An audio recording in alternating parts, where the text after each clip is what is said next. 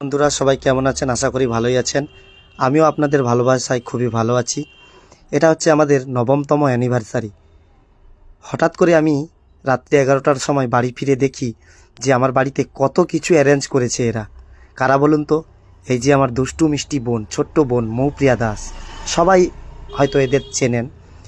সঙ্গে ছিল আরও আমার শফিক ভাই, মিষ্টি একটা ভাই, ছোট্ট ভাই শফিক আলী লস্কর, এবং আমার বড় বোন পাপিয়া বোন। এদের যে এতটা ভালোবাসা আমি কি আর বলবো আপনাদের কাছে। এরা যে আমাকে ভালোবেসে আমাকে এত বড় একটা সারপ্রাইজ দেবে সত্যিই আমি ভাবতে পারিনি। আমি বাড়িতে না থাকার ফলে এরা যে এত কিছু অ্যারেঞ্জ করে ফেলেছে, সত্যি কি আর বলবো। এদের সম্বন্ধে যতই বলি না কেন আমার মনে হয় অনেক কম বলাই হবে। যাই হোক, এরা আমাকে অনেক অনেক আমাদের গিফট দিল, খুবই ভালো লাগলো, খুবই আনন্দ করলাম, সবাই খুবই মজা করলাম। বন্ধুরা, ভিডিওটা হয়তো আপনাদের কাছে আগে শেয়ার করা দরকার ছিল, আমি কাজের চাপে শেয়ার করতে পারিনি, তাই আজকে আপনাদের কাছে তুলে ধরলাম ভিডিওটা।